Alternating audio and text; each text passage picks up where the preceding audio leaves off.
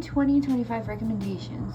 So y'all, I got engaged. I have a fiance. I never thought I'd say that, but yeah. So for the yes section, spice up our love. This little short show is kind of strange. So it's an author writes a story about having to recook sausage every day, and that's what starts the romance in her book, which is alright, it's kind of random, you know, hey, whatever. She somehow ends up in the book as the main character, and hilarity ensues. 5 blind dates. So, Amazon Prime remade this movie. Amazon basically made this movie twice, and I'm going to show you why. So the other one is Picture This. I think I reviewed it a few months ago. Have the same exact storyline. In both, a girl has an artistic whimsy business that is failing really badly, and they're about to go broke really quick. A sister is having a family wedding party.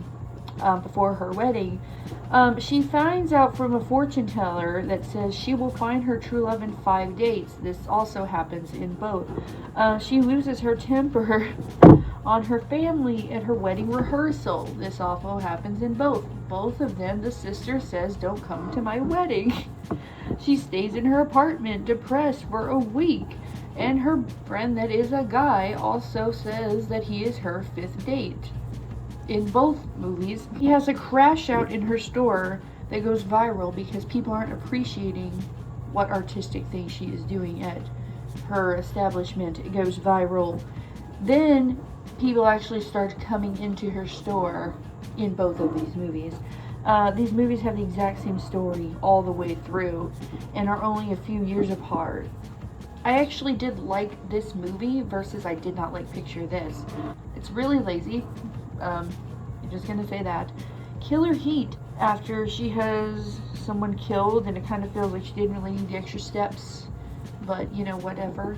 The second best hospital in the galaxy, season 2, the comedy show about a hospital in space that runs more like a donut factory, and apparently Sam Smith voices an alien in this show, so that's cool.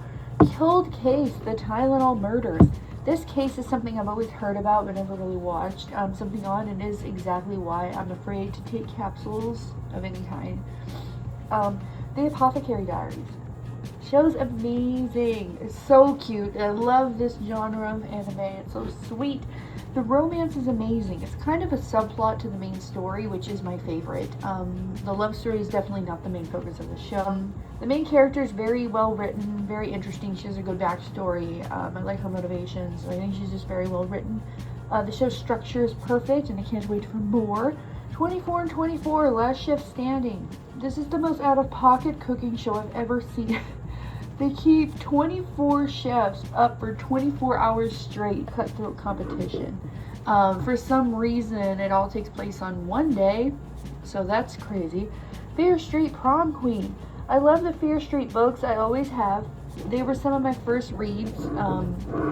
And yeah, I think the Netflix movies, the original 3, they were really good, and I think that the way they do their writing honestly does capture how R.L. Stine writes. He writes very much preteen. I think that they did a good job of recreating the vibe of that in this movie, no matter how cheesy it was.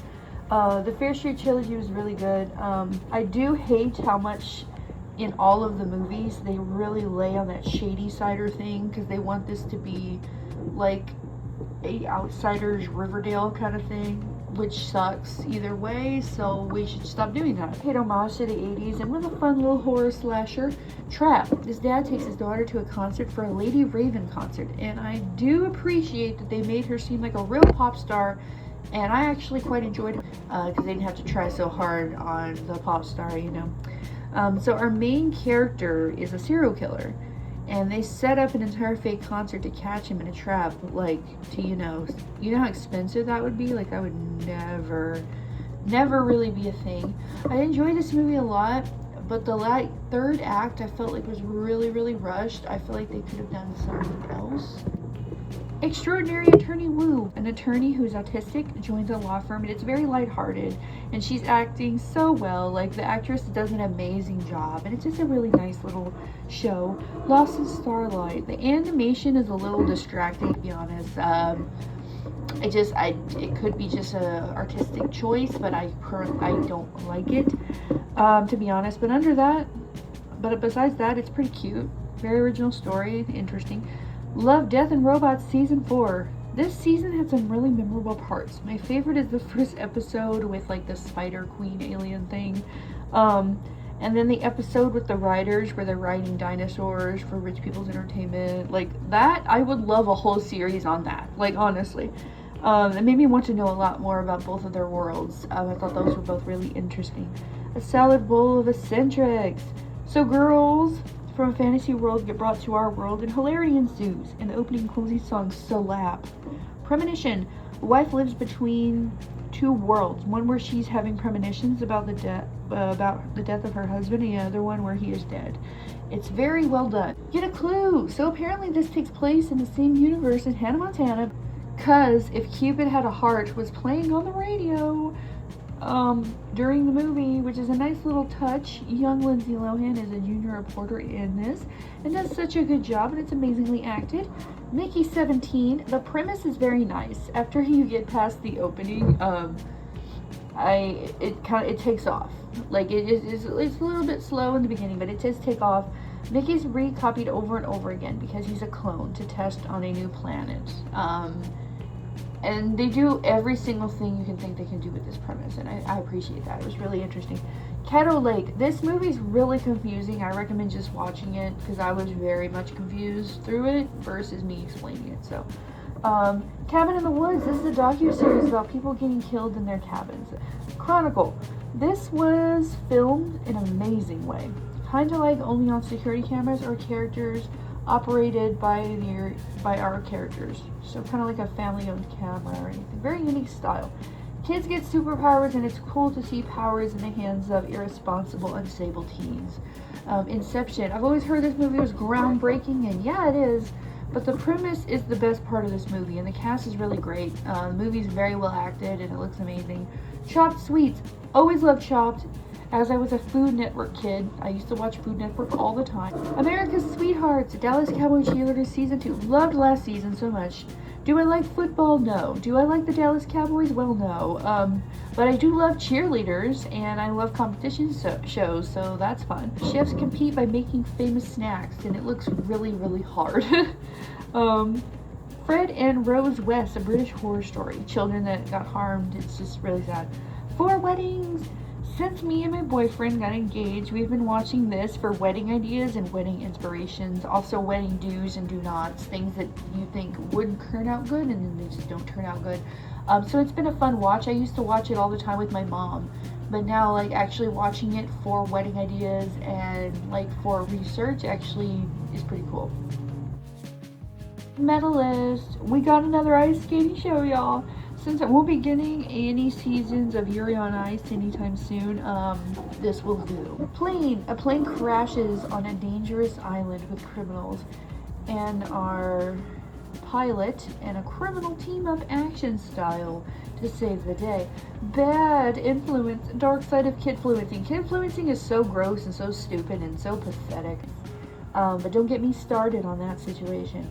Fubar Season 2. I love the first season, and this show is so funny, genuinely, and they flesh out the characters so much more, and the way I hope we get more. I love this show, and I thought it was genuinely hilarious, so I hope we get some more of this.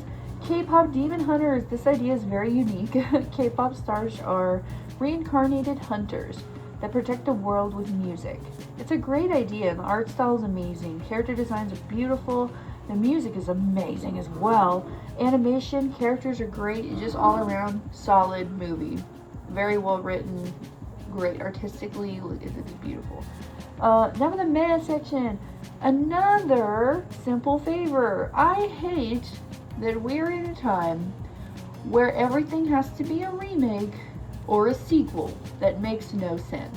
So, the first movie was actually interesting. I thought it was honestly iconic. I liked the first movie. Not everything needs a sequel, like I just said, especially this one when it's a complete tone shift from the first movie.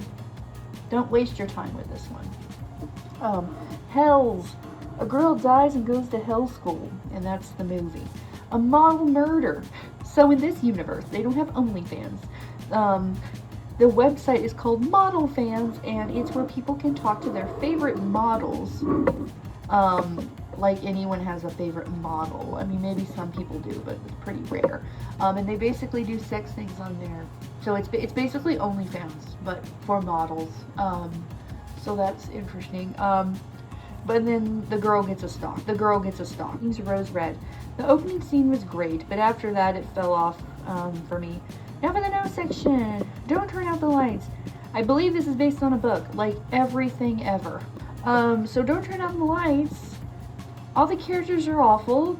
Maybe they made them this way on purpose because it's a horror movie and sometimes they do that.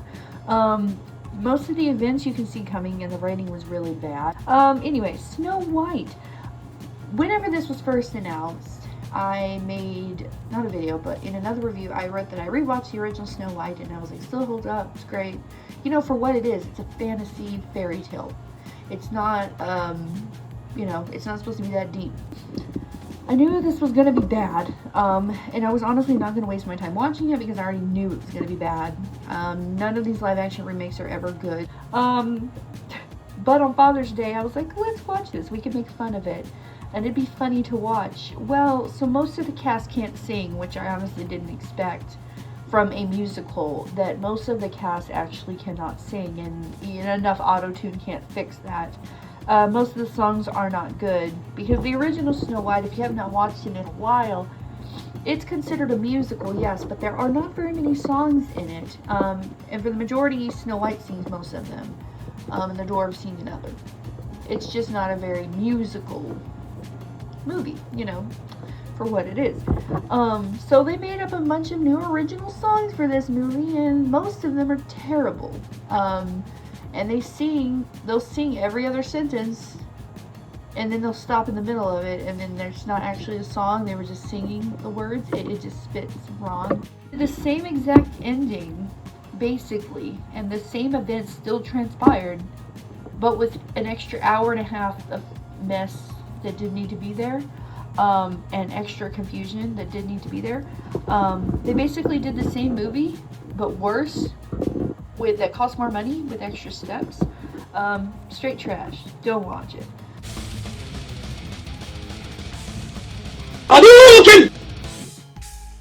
Finish him!